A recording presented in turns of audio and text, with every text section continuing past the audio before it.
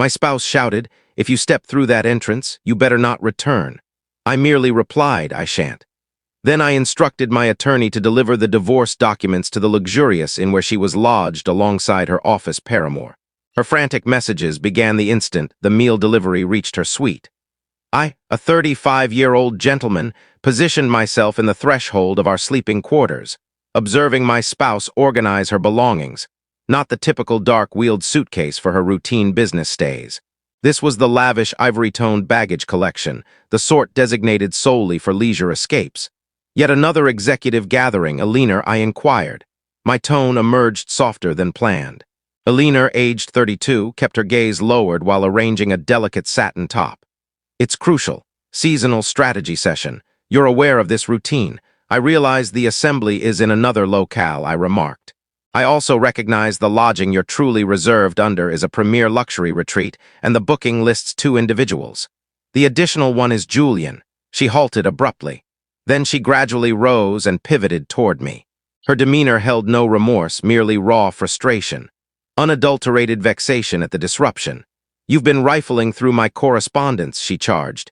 "It was displayed on your device, abandoned on the counter. You intended for me to discover it, or you're merely that careless. Which explains it. You're excessively suspicious," she snapped, tugging fiercely at the fastener on the case. "Julian serves as my guide, my superior. This constitutes a group cohesion activity for upper-level personnel. You're behaving like a juvenile." "A juvenile," I echoed, the term lingering bitterly. It carried the flavor of cinders. "Indeed, I'm not the deceiver here, Eleanor. I'm not the one stowing intimate attire for a group cohesion activity. Simply disclose the reality." "The reality," she scoffed, emitting a brief, harsh, unattractive bark. "The reality is you're dull, Arthur. You're smothering me with this clinginess. Heavens, I cannot tolerate this vibe just prior to a major address." She seized her purse and the smaller case. She was genuinely preparing to depart. Precisely then. "Eleanor," I stated, and my delivery was resolute now. "Should you exit through that entrance to rendezvous with him, our union concludes. I'm finished with these charades." She paused at the landing and glanced over her shoulder, her features contorted in disdain. "No, you're concluded," she retorted. "I intend to thrive professionally, and I refuse to be restrained by your feeble, inadequate envy. You know what? If this displeases you so greatly, you depart. If you step through that entrance, you better not return. I'm weary of beholding your wretched expression." I regarded her for an extended, wordless interval.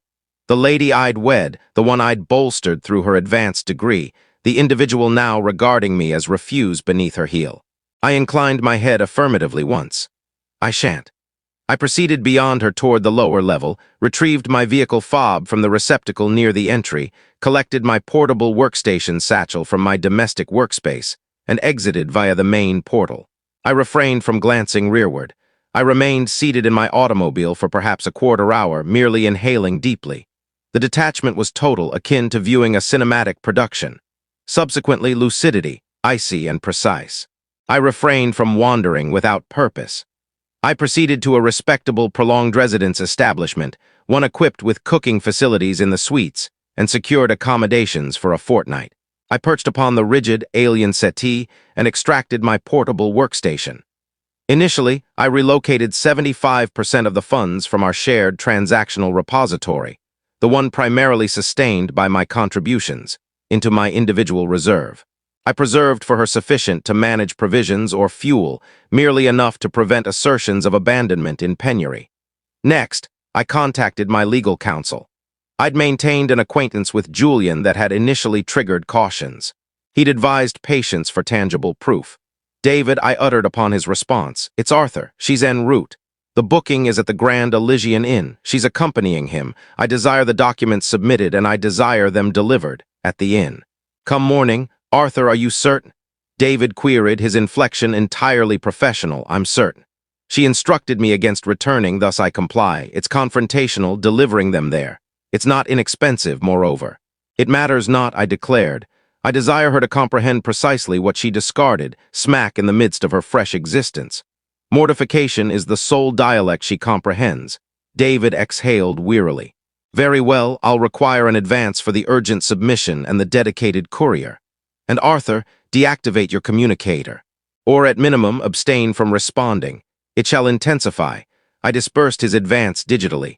Then I procured a flatbread pie to my novel, impersonal chamber.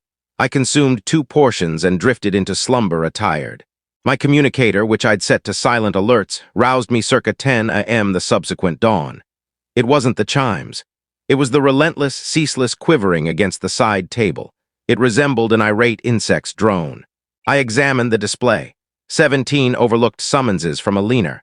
8 overlooked summonses from Julian. 4 overlooked summonses from Alina's matriarch. A sequence of missives amounting to mere typographic frenzy of fury. The inaugural recording was from Alina. It was 9:15 a.m. she murmured, yet the murmur roared. "Arthur, what is this madness? What on earth is this? A fellow just rapped upon my portal. He inquired if I were Alina Vance. He presented me divorce documents before Julian. Have you lost your mind? The subsequent recording, 9:18 a.m. elevated volume now. You're deranged. You orchestrated this to shame me. Julian is my superior. My superior, Arthur, you've demolished all. Respond immediately. You shall rectify this." The tertiary, 9:30 a.m. overt weeping. "How could you perpetrate this? We were merely conversing. It was an error. Arthur, I beseech you, I'm at the inn. Simply arrive here. We can converse, agreed? Just respond, I implore." Then one from Julian, 9:45 a.m. his timbre patronizing, endeavoring to embody the mature figure. "Listen, Arthur, fellow, I believe we've commenced poorly here. Alina she's quite sentimental. This maneuver of presenting documents at the inn, it's base. It's indelicate. Why not conduct yourself as a gentleman, contact your spouse, and we might convene and discuss upon our return. This isn't the proper approach. I erased the recordings. My counsel had foreseen accurately. It was tumultuous. I sipped the subpar in brew and dispatched David a notation. They've been delivered. What follows? He responded nigh instantaneously. Now we secure holdings. The residence was yours antecedent to matrimony. Affirmed. Affirmed, I entered. I've resided there a decade, wedded 3 years. Excellent. That eases matters. Yet the escalation and worth amid matrimony constitutes communal estate. We must liquidate it for partition unless you prefer to redeem her portion. I desire not the residence I entered. It's no sanctuary henceforth. Liquidate it. Understood, I'll initiate the procedure for sole occupancy and authority over the asset for liquidation purposes. Meanwhile, procure alternate lodging and do not, under any conditions, engage with her. I regarded my communicator, persisting in its convulsive alerts. I deactivated it utterly. For the inaugural instance in my mature years, I simply deactivated it. I experienced a twinge, not remorse, but closure. This was tangible. I just demolished my existence because she demolished it prior. It was an odd, vacant, profoundly serene sensation. Then I activated my portable workstation and commenced seeking an estate agent. Advancement 1, a fortnight has transpired. I'm presently inhabiting a modest, equipped single-chamber flat I've contracted for half a year. It's neutral-toned and devoid of character, precisely what suits me presently. The privacy indicator remains affixed. My counsel, David, has proven steadfast. He manages every exchange, and evidently the exchanges he's fielding are deranged.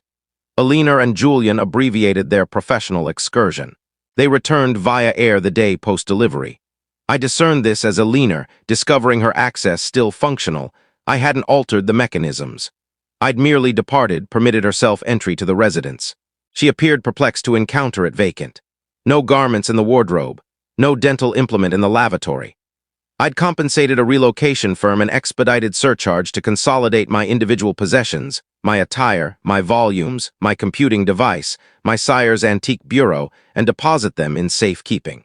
All of her possessions remained precisely as she'd arranged them. Her inaugural summons was to David, insisting upon my whereabouts. "Alina, where is he? Why are all his effects absent? Is this jest? Mr. Hayes is arranging novel accommodations, as per his entitlement. All exchanges concerning the asset shall traverse me. He cannot simply vanish. This is my abode. He must return and converse with me. Madame, it is juridically his abode. Acquired prior to matrimony, we shall petition for its liquidation to apportion the spousal accrual as mandated by statute. I recommend you engage your own advocate." She terminated the connection. Then she adopted a fresh strategy. She motored to my sibling's domicile. I hadn't even conferred with my brother Tom yet. She merely materialized on his threshold at 10 p.m. midweek, hammering upon the portal. Tom contacted me forthwith after. "Arthur, what fresh inferno is this? Alina just appeared here, resembled a sodden feline weeping profusely. Claimed you'd forsaken her and you're liquidating the abode. I exhaled, massaging my brow. Tom, my apologies. It's an extensive narrative. She was unfaithful to me with her superior. I presented her divorce documents amid their professional jaunt. There ensued a prolonged hush from Tom's side. Well, confound it. All right. That elucidates why she repeatedly shrieked you were sabotaging her vocation. I deemed it peculiar phrasing. Indeed, I surmise she's anxious Julian's consort will learn. She omitted the infidelity detail, Tom observed wryly. Merely that you were exerting fiscal mistreatment and sentimental volatility. I informed her to depart and that we disfavor impromptu arrivals. She relished not that. The presumption was staggering. She strayed, received documents, and her preliminary maneuver was to portray the aggrieved to my kin. But the genuine underhanded ploy arrived yesterday. David telephoned me. Arthur, he uttered, and he sounded fatigued. You're not going to relish this. Miss Vance has submitted a petition for an urgent prohibitive decree. My innards plummeted to my soles. What? Upon what basis? I haven't encountered or conversed with her in a fortnight. She's asserting a chronicle of manipulative dominance. She's contending you've perpetually overseen the resources, and that by departing and liquidating the abode, you've deprived her and rendered her shelterless and indigent.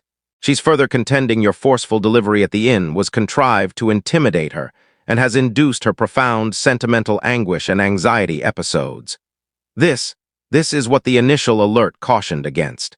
The swift feminine victim ploy. She's fabricating, I stated, my timbre quivering slightly. She's the infidel. She's the one who bade me not return. I comprehend Arthur and her assertions are tenuous, but we must counter and we must do so promptly. The proceeding is tomorrow morn. I require your presence and I require your composure. The subsequent dawn, I was in a barren judicial corridor clad in the solitary formal attire I'd had the relocators extract from safekeeping. I felt nauseous. Elinor was present, seated beside a predatory-featured lady in a striped ensemble. Elinor was attired modestly, devoid of cosmetics, tresses in a disheveled coil. She appeared diminutive, deliberate. Upon beholding me, she recoiled, a subtle performative twitch for her advocate's sake. We entered the chamber. Her advocate commenced, depicting a tableau of a frightened, reliant lady whose tyrannical, domineering spouse had evaporated, severed her provisions, a falsehood. I'd preserved funds in the shared repository, which she'd swiftly depleted, and was now endeavoring to alienate her domicile from beneath her. Miss Vance dreads for her welfare, the predatory advocate declared. Mr. Hayes's maneuvers are capricious and vengeful. He delivered her at her occupational site, inciting a vocational disruption and acute sentimental injury. Then it was David's opportunity. Your Honor, David articulated, rising. He was serene, systematic. My client has not beheld or uttered to Miss Vance since August 14th. He vacated the spousal domicile after Miss Vance directed him, and I cite, if you step through that entrance, you better not return. He merely adhered. He persisted. Regarding the occupational site of delivery, Miss Vance was at the Grand Elysian Inn with her superior, Mr. Paul Julian Croft. Here is a duplicate of the inn booking bearing both their designations. Here is a transcript of my client's correspondence affirming he departed the domicile while Miss Vance lingered. And here, he withdrew another document, is a fiscal record displaying the shared repository my client preserved for Miss Vance, which she evacuated into her individual repository under 24 hours post-delivery. My client is not dominating Miss Vance. He is disentangling from an instance of evident and conceded disloyalty. You could have detected a whisper's fall. Elinor's predatory advocate appeared irked. The magistrate, a pragmatic female in her 60s, regarded Elinor over her spectacles. Miss Vance, the magistrate stated, are you presently gainfully occupied? Yes, Your Honor, Elinor murmured. And are you presently without shelter? I am residing with an acquaintance. The domicile which your advocate concedes is his distinct holding, is being liquidated. You shall receive your portion of the spousal accrual. This is a civic concern for dissolution tribunal, not a prohibitive decree. I discern no proof of persecution. In truth, I discern proof of you persecuting his kin. Petition rejected. Subsequent proceeding. Elinor's visage shifted from pallid to crimson. She fixed her gaze upon me as I rose to exit. It held no sorrow. It was the rawest animosity I'd ever witnessed. As I departed, I overheard her murmur to her advocate. Secure me that domicile, regardless of the necessities. Secure my domicile. Advancement too. The domicile, it all hinged on. The domicile? Post her prohibitive decree fiasco, Eleanor's advocate altered approaches. The domicile was my premarital holding, so she couldn't claim the domicile. But she could render the liquidation an enduring ordeal. My estate agent, an exceptional lady named Sarah, had the location prepared and advertised in exceptional haste. We received a proposal nearly promptly. A youthful household, substantially exceeding the solicitation, devoid of stipulations. It was a pristine, effortless liquidation. Then Eleanor's advocate submitted an urgent embargo to halt the liquidation. The assertion: Miss Vance possesses substantial individual holdings within the domicile that have not been adequately inventoried or restored, and she has not been afforded sufficient entry to reclaim them. David telephoned me. What holdings? I presumed you permitted her to retrieve her effects. I did, I stated. She had an entire weekend. Her matriarch and sibling were present. They loaded a rental trailer. She's asserting you've concealed or appropriated several pivotal articles, particularly an heirloom cabinet, her ancestress's porcelain, and an item termed the Celestial Weave. I nearly fumbled the device. The Celestial Weave was the moniker she'd bestowed upon a grotesque artistic construct she'd ordered 2 years prior. It was a 10-foot broad, 8-foot-high aberration of interwoven bronze conduits, tinted panes, and flotsam that was affixed directly into the parlor partition. It was charitably abhorrent. I detested it from inception. David, I articulated deliberately. The cabinet and porcelain were the preliminary items her matriarch consolidated.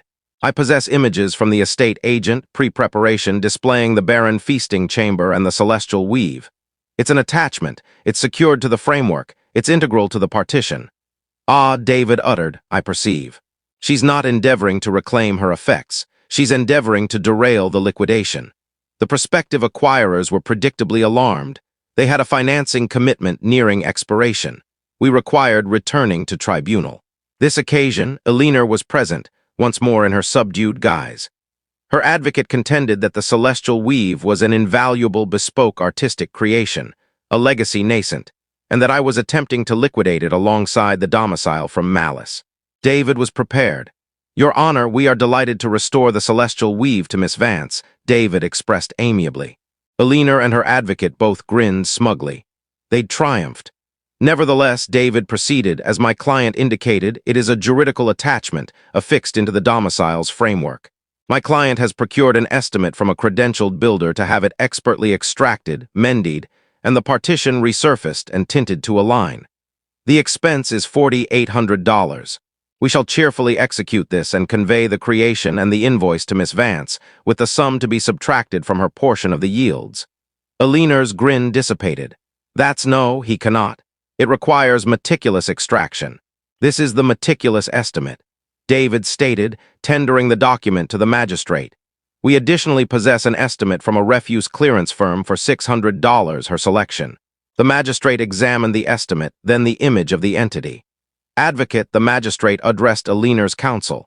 This is refuse. You are squandering the tribunal's duration. Your client may either remit $4,800 to have her weave extracted, or she may relinquish it.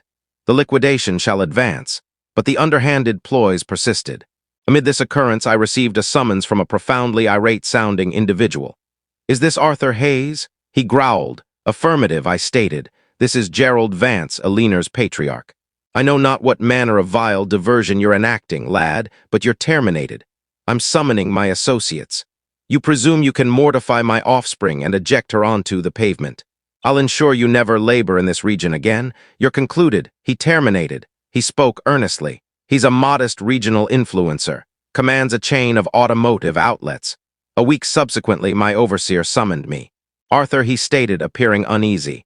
I fielded a summons from Gerald Vance. He's displeased with you. Asserted you're volatile, enduring a vicious dissolution, tormenting his offspring. He emphatically suggested that, should we retain you, his enterprise and his allies would redirect their patronage elsewhere. My pulse raced. This was the decisive strike, the maneuver that would genuinely demolish me. Mark, I stated. He's falsifying. His offspring strayed from me. I'm dissolving from her. Here's my counsel's identifier. Kindly contact him. He'll furnish the verities. I disregard the verities, Arthur, Mark stated, and my core tightened. I regard our seasonal figures. However what? However, I also profoundly abhor intimidators, and Gerald Vance has been pressuring our suppliers for years.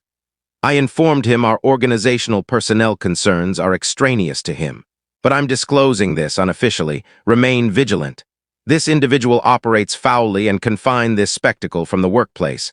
I evaded a projectile, but it was proximate. The tension was surreal. I wasn't reposing. I'd shed 15 pounds. This wasn't a pristine triumph. It was a conflict of endurance. Concluding advancement, it's concluded. The dissolution was ratified last week. We evaded adjudication. Post the Celestial Weave fiasco, and post her patriarch's abortive bid to terminate my employment. Their faction ultimately consented to conciliation. I suspect her advocate comprehended that each instance Alina vocalized in tribunal. She faltered. The conciliation was a solitary 8-hour span of my existence I shall never reclaim. I entered with David. Alina was already present with her advocate, and in the most brazen maneuver I've ever observed, Julian was present. He wasn't within the chamber, but he was in the antechamber, offering sentimental backing. He was massaging her spine and fetching her brew. The unbridled, unabashed audacity. The principal contention, as foreseen, was resources. The domicile liquidation had transpired, notwithstanding Alina's endeavors. The ultimate accrual worth was $180,000. Her juridical portion was $90,000. Miss Vance is further soliciting restorative sustenance for a span of 5 years her advocate initiated. She has endured acute vocational and sentimental impairment as a consequence of this ordeal. Her occupational outlook has been affected. David merely fluttered his lids. Affected. She's still gainfully occupied by the individual in the antechamber. In truth, we possess her latest remuneration record which you supplied, displaying she obtained a 10% increment post the professional excursion. What ordeal merits recompense? The ordeal of the dissolution. A dissolution she commenced via disloyalty. No, Your Honor, we're not dispersing sustenance. Then arrived the holdings. We negotiated over furnishings. She acquired the settee, the feasting slab, the terrace ensemble. I retained my sire's bureau, the superior bedding, and the viewing apparatus. Then her advocate revisited the celestial weave. My client has relinquished the artistic entity, but she anticipates remuneration for its worth, which she has evaluated at $30,000. She advanced a document across the surface. An evaluation inscribed on stationery from a venue I'd never encountered, endorsed by a caretaker whom I'm 99% certain was one of her artistic academy companions. David scarcely glanced. He advanced a document in retort. This, David stated, is the ultimate liquidation declaration for the domicile. As observable, the acquirers, post-cohabiting with the entity for 1 week, opted to have it expertly extracted. They discerned it obstructed a notable aqueous impairment mend that was undisclosed, likely as the entity was in place to conceal it. We were compelled to rebate them $10,000 for fungal abatement and restoration. We are subtracting half thereof, $5,000 from her $90,000 portion. Alina's advocate's countenance paled. Alina merely stared. You cannot. Alina stammered, that's illicit. You impaired the domicile. Madame, the fungus predated your weave, David stated. You concealed it. That's deception. The ultimate computation was severe. Her $90,000 portion. Less $5,000 for the fungus she obscured. Less $2,400 for her moiety of the expense to extract the weave. The acquirers secured an alternate estimate.